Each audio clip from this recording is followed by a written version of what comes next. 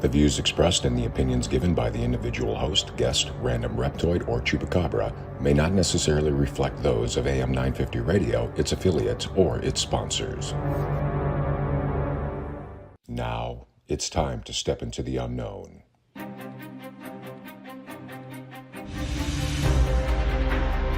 There are things people experience but never talk about. A shadow moving in the corner, flickering of the lights, a disembodied voice. We invite you to talk with us. Share your story, share your experience, because this isn't just your story, this is our story. This is GhostBox Radio with Greg Bakun. And this is GhostBox Radio on AM 950, where every night we talk about the paranormal, ufology, Bigfoot, and so much more. My name is Greg Bakun. Thank you very much for joining me tonight. Now, wasn't last night's conversation really cool with Dustin Perry? I was so happy that we were able to get him on. And don't forget, folks, you can still get tickets. It's about a week away to his show, Ghosts Do You Believe? You just need to go to ghostdoyoubelieve.com. That's at the Fitzgerald Theater, April 3rd. That's at 8 p.m. I'm excited. I got my tickets. I'm ready to go. And then for those of you who are interested, that episode is available on GhostBox Radio to take a listen to. He was only able to stick around for 2 segments. The third segment, we talked about Bobby Mackey's Music World because that building is being torn down. And I wanted to talk a little bit about that. We played an excerpt from an interview I did way back in 2015 with a woman named Wanda Kay who used to work there.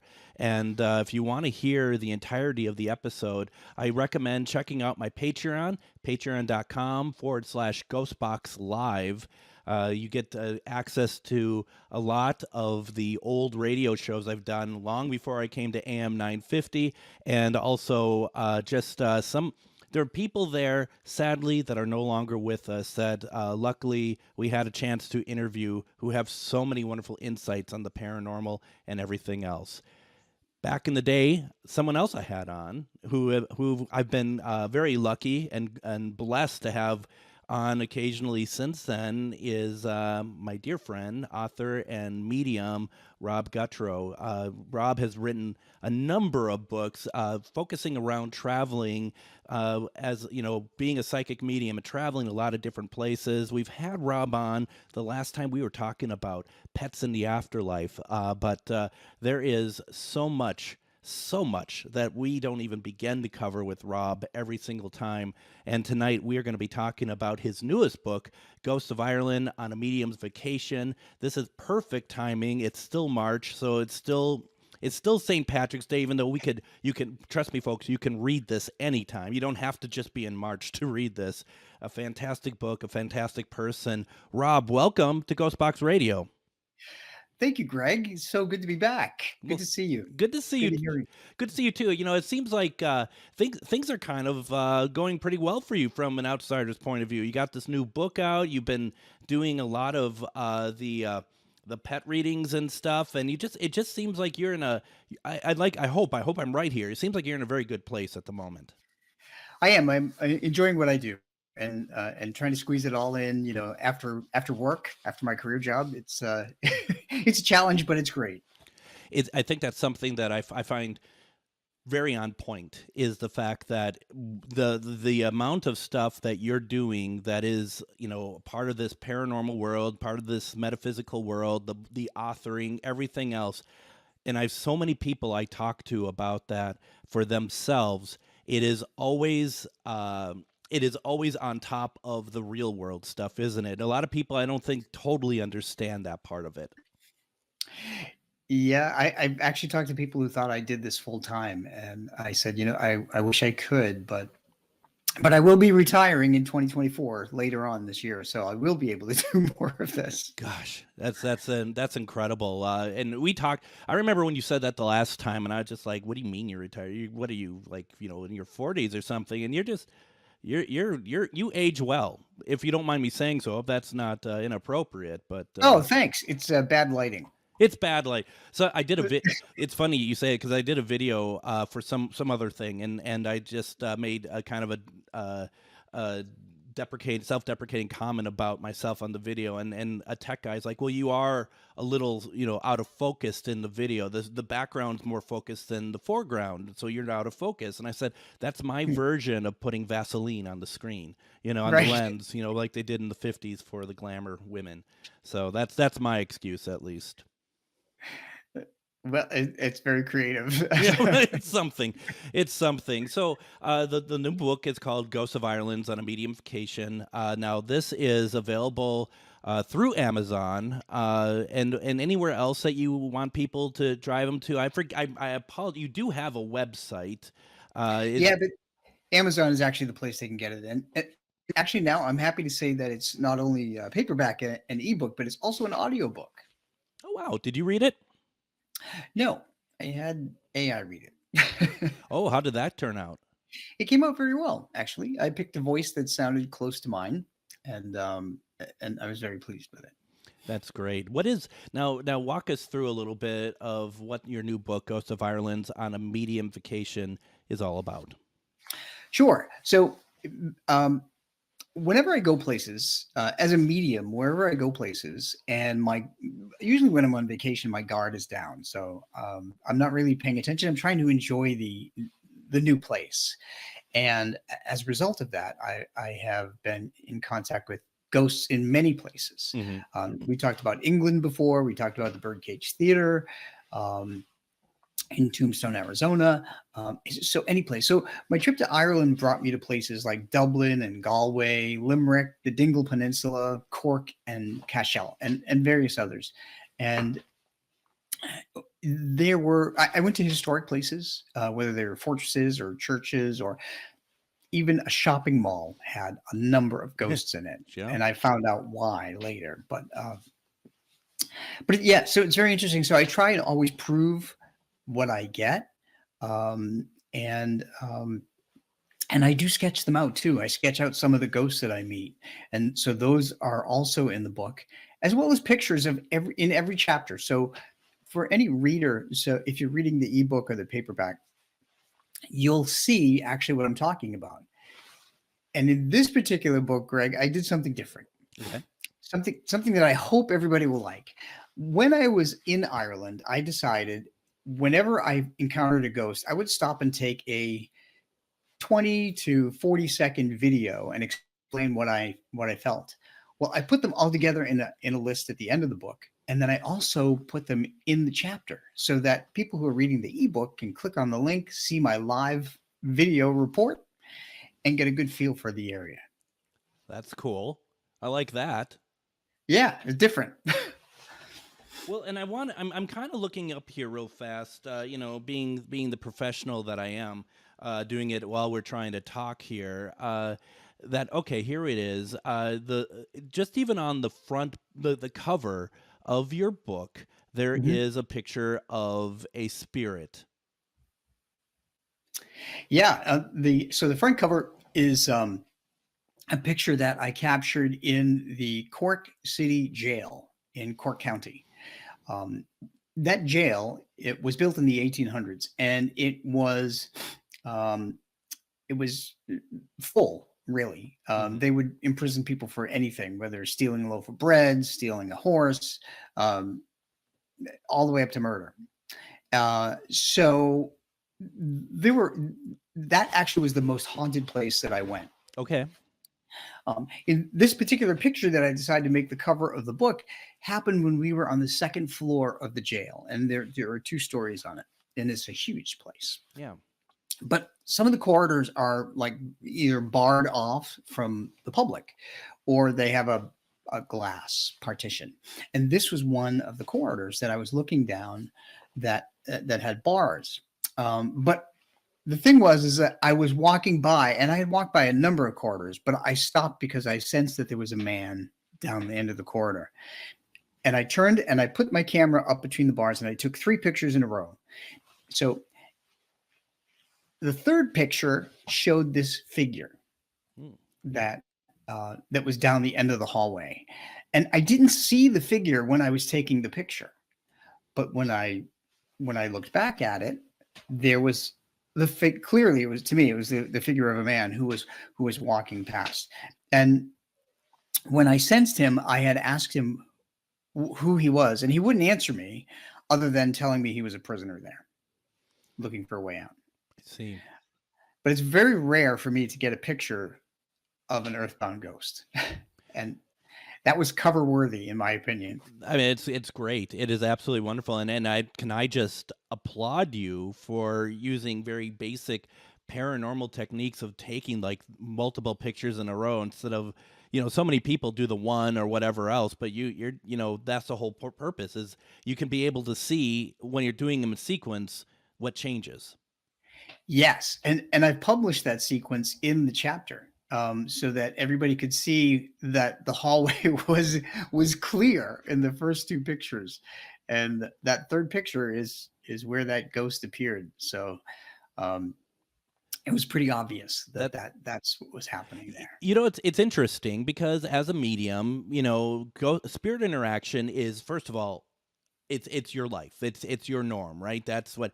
But I have to think when you still get a picture, even though this is your world that you live in, there has to be a level of just like jumping out of your skin with excitement to be able to capture one, right?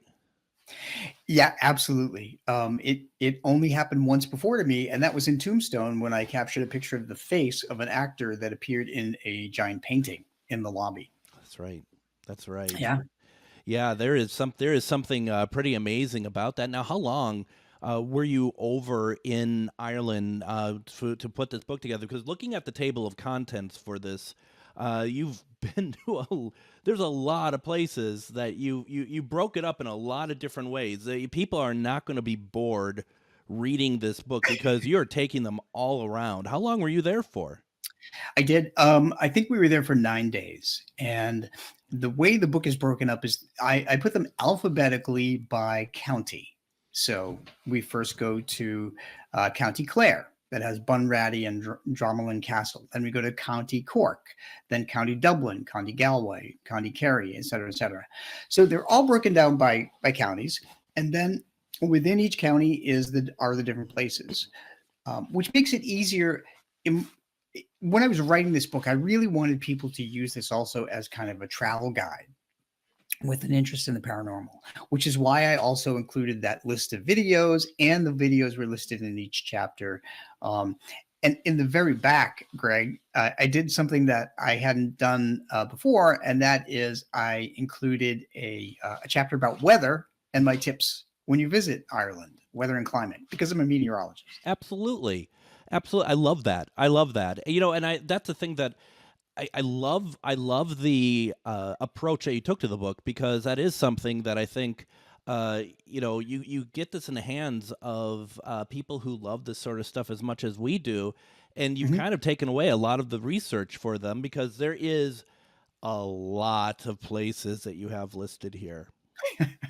We did go a lot. And the other fun part of this to me was actually learning the history of this and sharing some basic history in each chapter, so that you have an idea of the purpose and the year that King John's Castle was built in Limerick, for instance, or the Newgrange prehistoric site that predates the Egyptian pyramids that we found in County Meath.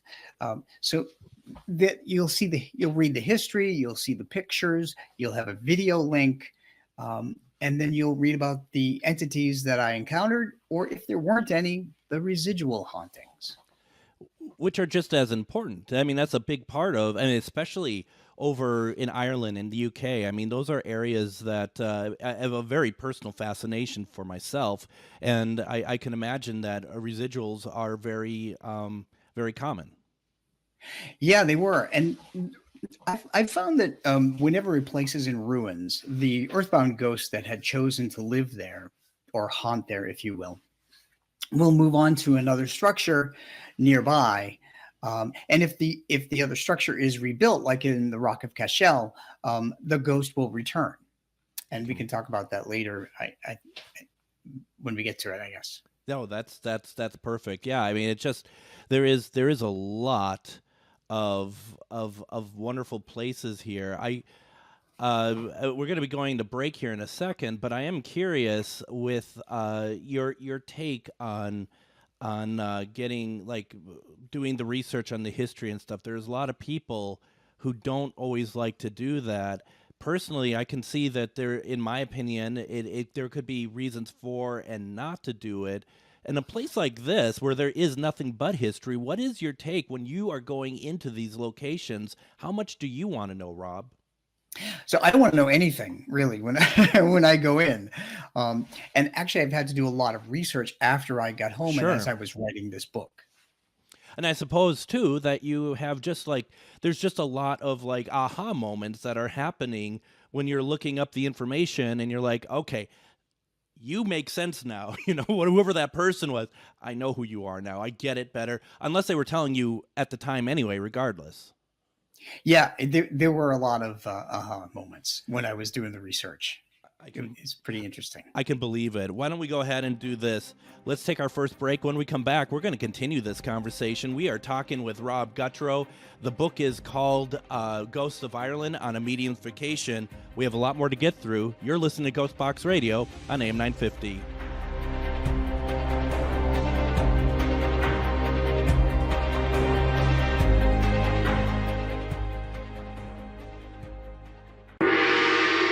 Magus Books, your multicultural spiritual supply store. Stop in and expand your horizons with books, classes, readings, and supplies at magusbooks.com or in our shop at 1848 Central Avenue Northeast in Minneapolis.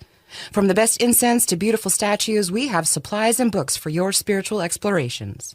Come in and chat with our knowledgeable staff and get what you need for your next adventure, whether you're fighting ghosts or opening your third eye. Check us out today at magusbooks.com. Greg Bakun here. I've told you about the out-of-the-world roast beef sandwiches at Maverick's Real Roast Beef, but I haven't told you about their Philly steak sandwiches, turkey bacon avocado sandwich, BLT, crispy chicken, fish sandwiches, brisket, or pulled pork. Okay, you get the idea. They make a lot of delicious food to the same standard as their famous roast beef sandwiches, and now I'm starving.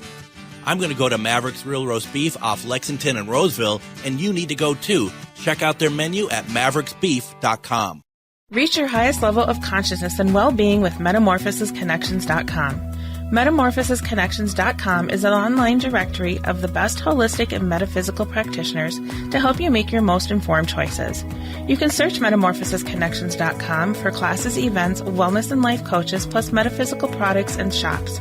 You can also search for a wide array of healers from all modalities, including EFT, sound healing, energy healing, light therapy, ancestral healing, shamanic healing, reflexology, past life regressions, hypnotherapy, yoga, and more. And if you're not sure where to start, the search feature on metamorphosisconnections.com is tailored to help both those who know what they are looking for and those who are just starting. Come explore the possibilities for your higher self by visiting metamorphosisconnections.com. Their experienced practitioners can guide both beginners and those that are already on their spiritual journey. That's metamorphosisconnection.com, your link to direct you on your spiritual transformation.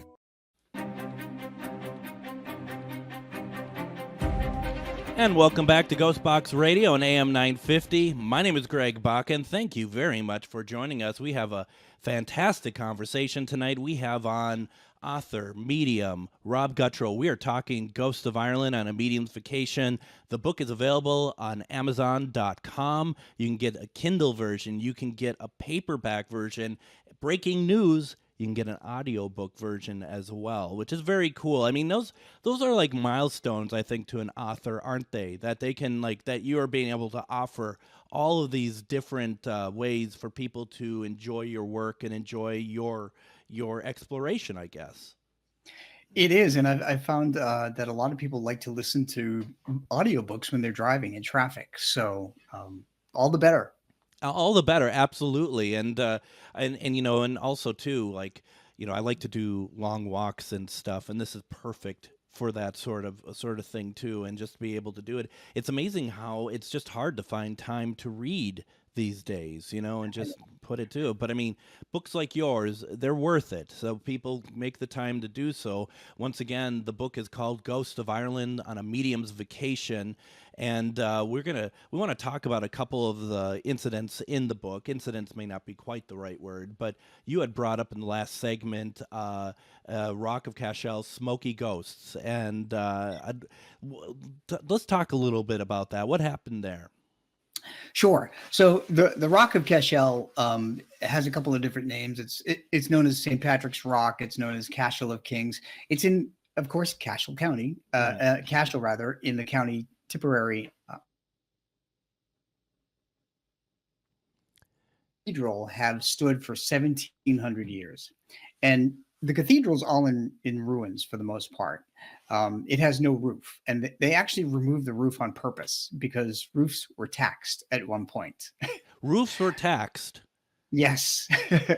I have to admit, Rob, I've never heard of a tax being taken away then, because they're not currently taxed, are they? I don't believe they are taxed. That's incredible. Anymore, yeah. That's incredible. No wonder why George Harrison wrote Taxman. Anyway, I think that was a royalty thing that. Sure. They overturned. But the Rock of Cashel is a giant fortress with a cathedral on the end of it and a big cemetery, and it sits on the top of a hill in County Tipperary, and I had never heard of it.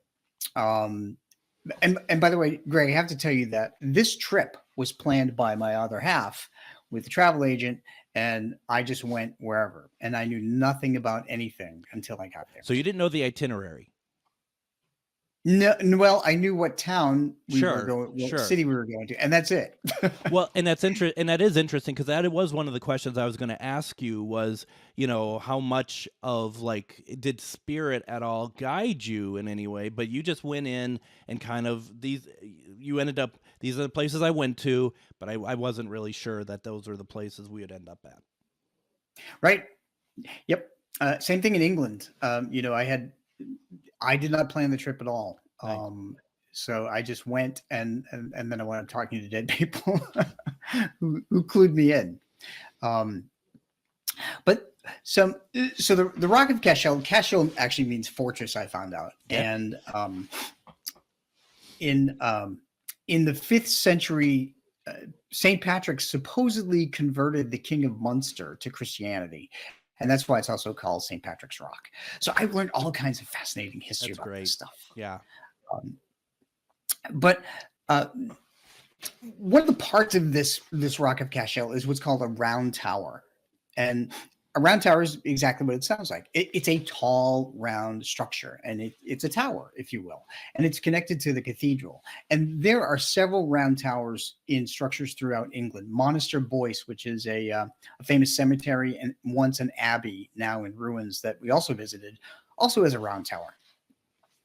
And what's interesting about these round towers is they also have a lot of history and a lot of residual energy in them too, because what would happen is whenever the Vikings would come in to raid Ireland, the religious would grab their materials or whatever they had, put it in this round tower, and pull up the ladder from the entrance. Now the entrance was 10 feet above the ground. Okay.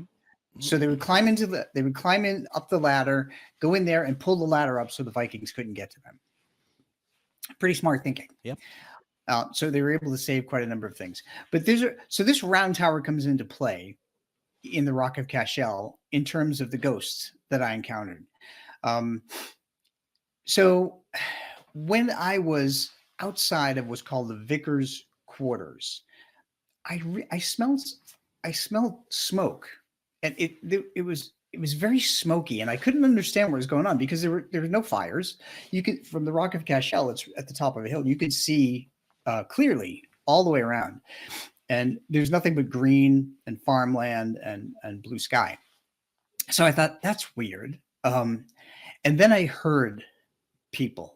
I heard men yelling, and I thought, okay, I don't think this is living people. When I went into the Vicar's Quarters, there was a lot of residual energy, but there were also they were also ghosts of men, and they were talking, and they were fretting over a battle, and they stepped forward and they shared their pain of death with me, which is what they do in order to prove their identity. So suddenly I got tightness in my throat. I felt like my lungs were filled with smoke, and I thought, were these guys just in here smoking? I didn't know what was going on. So it wasn't until I got home that I started doing research, and I realized that there was an earl that was trying to take over the Rock of Cashel, and he was known as the Murderous Earl. So what he did was never a good title, is it? I mean, no. never. When you put murders in front, it's never quite as nice, maybe, as what maybe people should think of you as. I don't know. The murderous meteorologist. You don't want to ever be known as that, you know. No, absolutely not.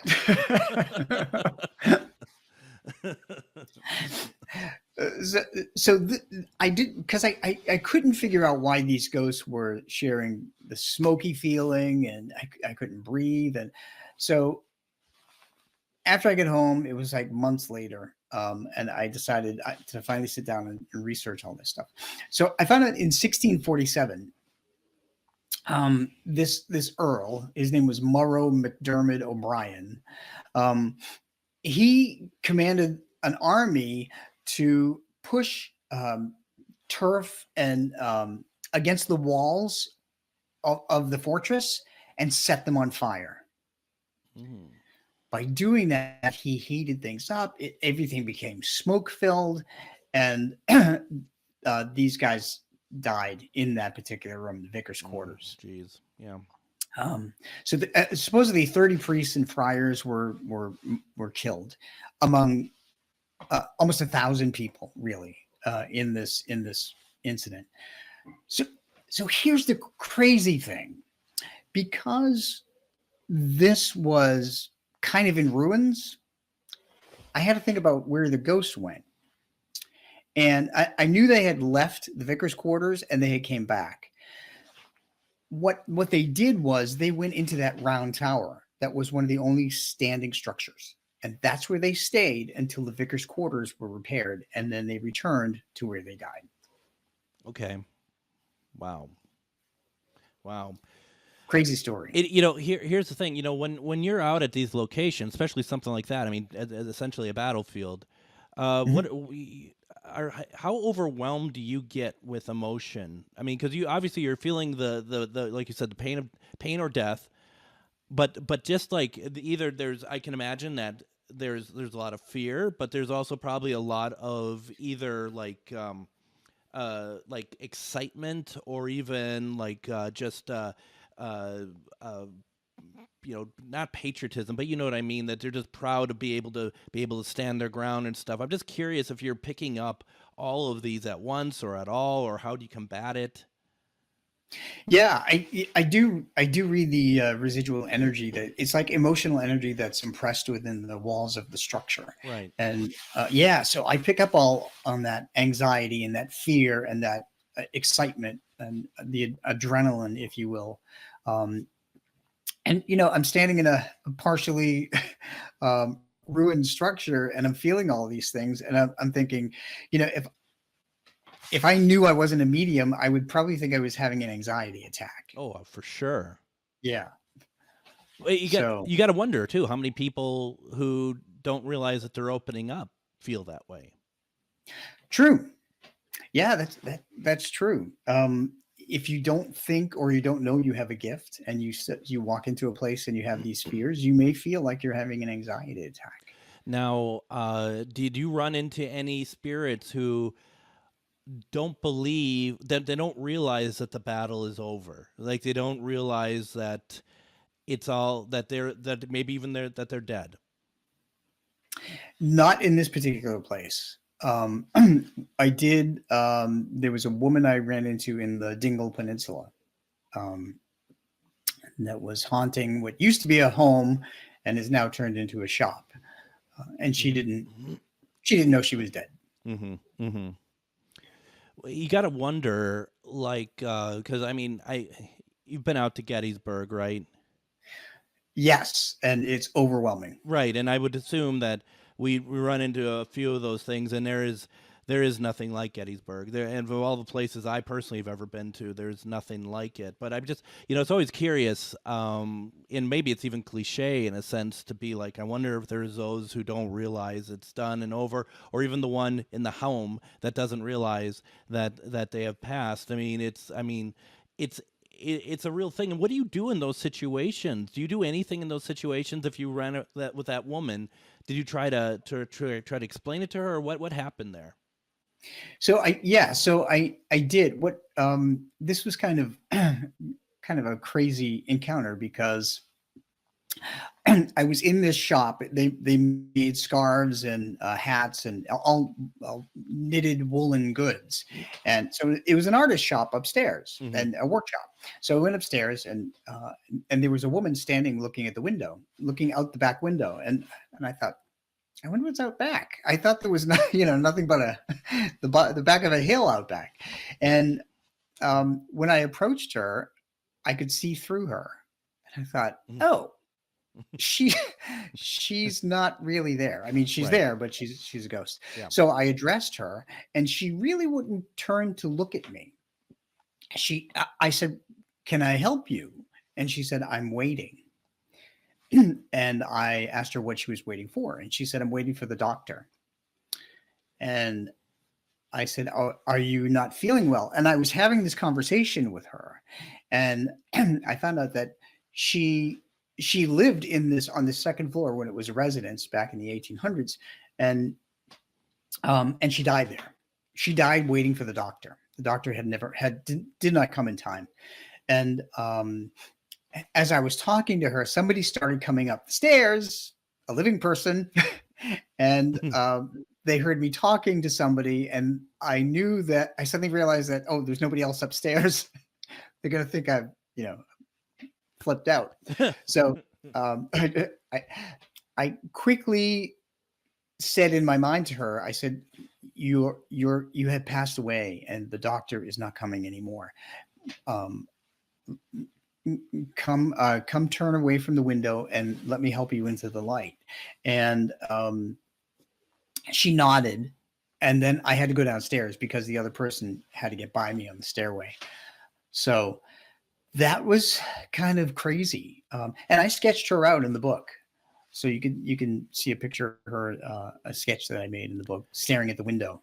I think those sketches are really important. I think it's a great way to be able to show who you're talking about. It's a great way to remember these people too. I mean, for speaking for myself, I think one of the reasons why I'm into this so much, into the paranormal, is not to go and go to the scary locations. It's to help people remember those who have passed. That's such an important part of it. Yes, and whenever I go in paranormal investigations, I often do that. There was in the case files of Inspired Ghost Tracking, I had a case called the Steelworkers Ghost, and I sketched him out.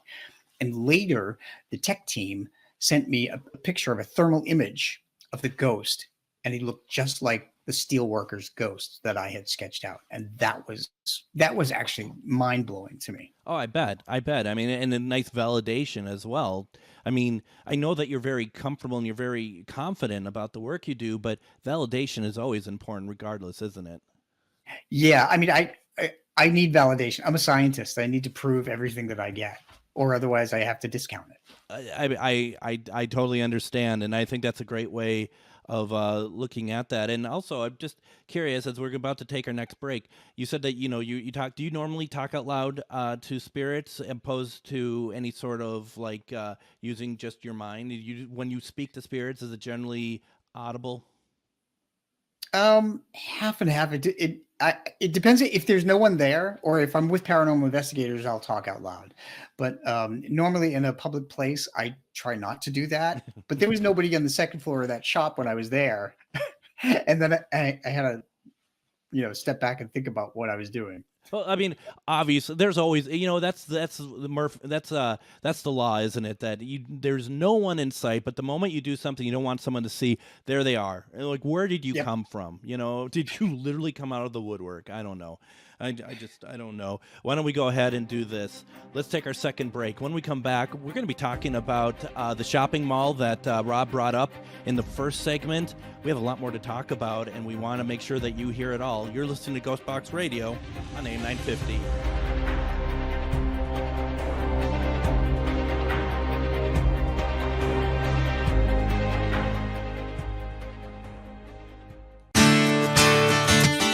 Greg Bakun here. Like you, I love good, fresh, delicious food. So I want to tell you about this treasure in Roseville called Maverick's Real Roast Beef. Maverick's has the best roast beef sandwiches I've ever had. Made fresh every order. Add fries or onion rings dropped in the fryer when ordered, and you have a winning combination. Maverick's Real Roast Beef has a lot more than roast beef, so check out their website, mavericksbeef.com, or check out their restaurant on Lexington in Roseville. In the heart of the Northeast, there lies a hidden beast, a dragon's lair at the crossroad, guarded by the maiden Mother Crone. A treasure trove of spells galore, discover incense, books, jewelry, and more. Just as the oracles foretold, this is where your mystery unfolds. As the shadows creep and the veil gets thin, do not fear what lies within. Magus Books is where your journey begins. Visit us at 1848 Central Avenue Northeast in Minneapolis, or online at magusbooks.com. Reach your highest level of consciousness and well-being with metamorphosisconnections.com. Metamorphosisconnections.com is an online directory of the best holistic and metaphysical practitioners to help you make your most informed choices. You can search metamorphosisconnections.com for classes, events, wellness and life coaches, plus metaphysical products and shops. You can also search for a wide array of healers from all modalities, including EFT, sound healing, energy healing, light therapy, ancestral healing, shamanic healing, reflexology, past life regressions, hypnotherapy, yoga, and more. And if you're not sure where to start, the search feature on metamorphosisconnections.com is tailored to help both those who know what they are looking for and those who are just starting. Come explore the possibilities for your higher self by visiting metamorphosisconnections.com. Their experienced practitioners can guide both beginners and those that are already on their spiritual journey. That's metamorphosisconnection.com, your link to direct you on your spiritual transformation.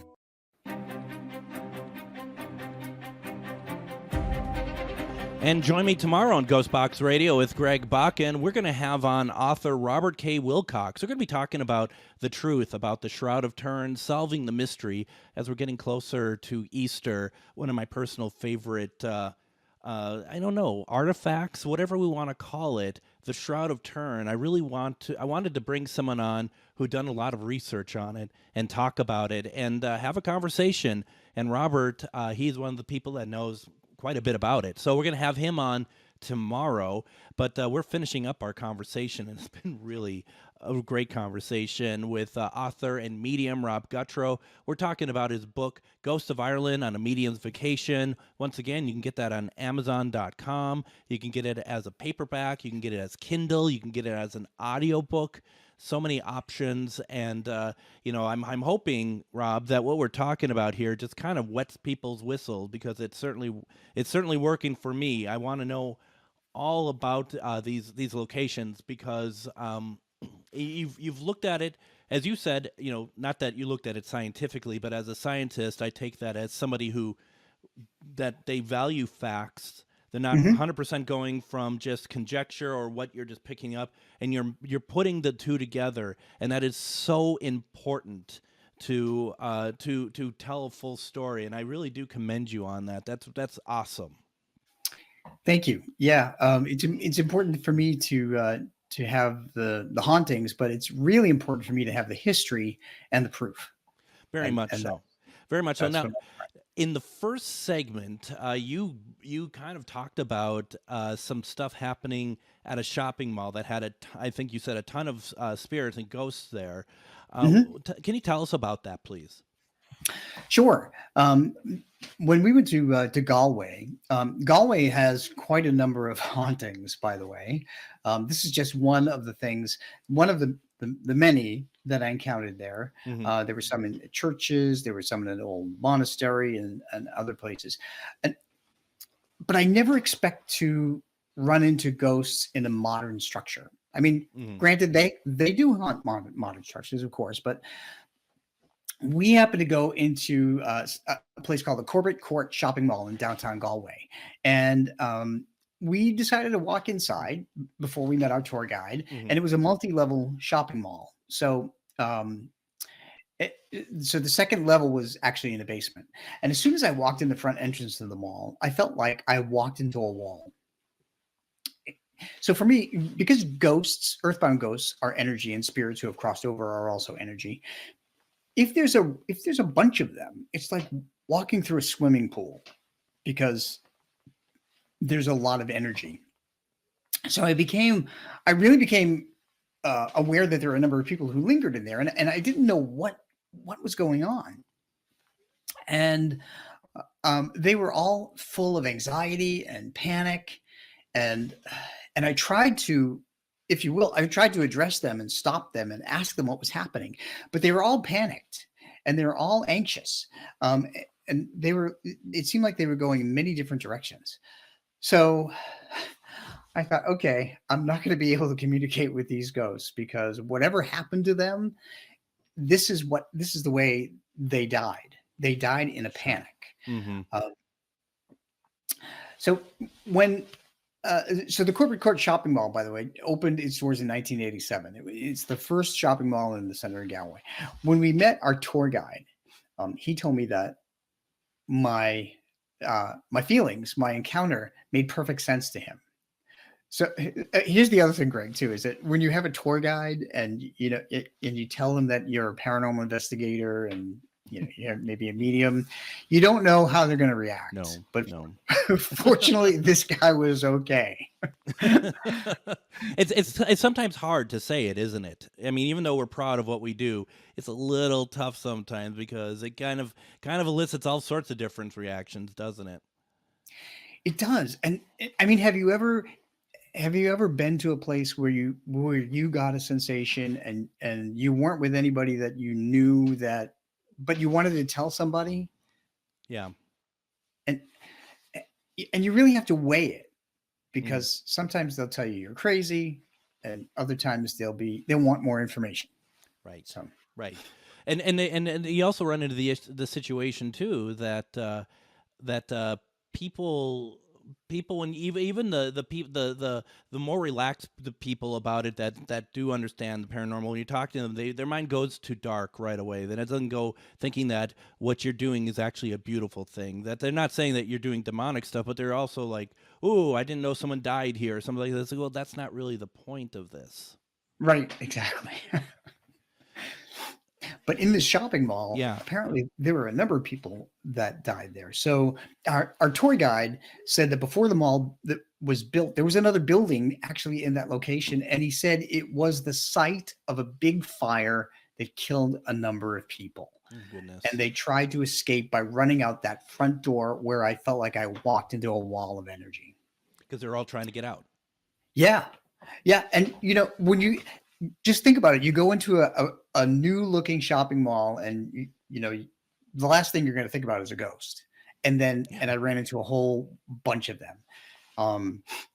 So when I got home and I began writing this book, I found an article from RTE News, which is Ireland's news source, that covered the massive fire that happened in August 1971. And in the book, actually, I even have a link to the article so that people can go back there and see what the building looked like that caught fire. But go ahead, Rob. Yeah. So what happened with these people is when they died, they got confused as to what happened, and they lingered so long that they got trapped there. So. What do you mean by they got trapped there? I mean, is it some sort of energy blocking or something that they created that stopped them from getting out? Even though they know that they're not in that building anymore? You know, I think they do know they're not in that building anymore because they can see the physical changes around them. Yeah. And they know that it's different. But one thing I recently figured out, Greg, is why ghosts are not able to cross over themselves. Mm-hmm. And this goes back to science, the science of energy. Yep. I think about ghosts are energy. And when we first die, we have a lot of energy within us. Over time, like a battery, that energy wears down. And it occurs to me that we need a certain amount of energy in order to open the doorway to the other side. Once a ghost lingers for a certain period of time, their energy wanes and they don't have that ability anymore. And to me, that seems to make sense. I like that. Yeah, I think so too. It's amazing. It's amazing all the reasons why they can't or don't want to cross or don't know. Right. Yeah. There's just, it's something else. Real fast, because I want to get to another, more about the book, but I do have to say that reminds me of a situation I had, and I can't remember the name of the building, but this might sound familiar to you. In New York City, outside of Washington Square, about a block up, there was a famous fire that happened back in, like, I think the 1920s or something like that, where it was basically all women working there in not clothes. They were doing a lot with big clothes. They were sewing. They were doing a lot of work there. It's a famous fire because so many of our modern regulations have come from this fire, but it was right up the road from us. And so we walked up there and we did a spirit box session outside the building that's there now. And we got the word fire come through. And, you know, it's like those are situations, to your point about the mall, is that, you know, whether it's residual or what, that, you know, these are very interesting locations. And they, like we keep saying, they need to be remembered as well. Mm-hmm. Yeah, absolutely. It's incredible. Now, forgive me, because we were about to start up the third segment. You said there was another chapter you wanted to bring up. We have about 5 minutes left, and I was just curious, what was the other? And I apologize, you said it, and it kind of went over me because I was doing something else. But what is it that we're talking about here? No worries. It's about Marsh's Library in Dublin. Okay. Yes. Okay, I see. Yes. And there was and I learned there was a weird mystery throughout history about what happened with him. So Marsh's Library is named after an archbishop, Narcissus Marsh, who was born in 1638. He was a really smart guy. He loved books. He had interest in science. He created a lamp to light a large hall in his church. He did translations of things. He published a book on logic and an essay on music. And I learned all these things, of course, when I got home. But I went to the library. I wanted to go inside, and I got there 3 minutes before it was closing. They wouldn't let me in. Oh, boy. And so I stood outside, and I sensed a male ghost walking around. And he kept walking back and forth around in the library. Sometimes all I have to do is be close to a building in order to figure out if there's a ghost inside. Sure. And he seemed to be there. He was very proud of the library. So I was trying to figure out who he could be. Long story short, when I was doing my research, I found that there were a couple of different ghost stories about the Marsh Library. And one of them said that he had a niece and he was very close to her, and she ran away and got married. And he became angry and they became distant. And there was a letter that she had put in a letter she had sent him, and he never opened it. And he tucked it in some book. And he spends his lifetime walking around the library looking for it. But I wasn't really satisfied with that. So I went to look for the truth. And I found out that there was a niece and so forth. And there was an excerpt from his diary that I found from 1695. And it clearly says that he had no animosity toward her at all. So that ghost story, if you will, that sometimes ges told in Ireland is absolutely not true. Sure. At least the reason for him walking around there. And that was interesting for me to dig up and to kind of disprove. But he is very proud of being there. And, at first I thought maybe it's an employee, but it makes more sense to me that it's the Archbishop himself. I think it's, and that is such an important part that not enough people do. And I don't say because they're purposely not doing it, but because they don't know that they need to keep digging. And the idea of being able to write some of those misunderstandings that have been around for decades and decades. I mean, that's very commendable, Rob, because that is something that, not a lot of people know the story over here, at least in the U.S. to begin with, but that doesn't matter. The point is that you're getting the right information out. Mm-hmm. Yeah, or as much as I could possibly get, Right. I wish I had the ability to have a conversation with the ghost, but I didn't have that ability. But what I could do is I could write history. Right. So.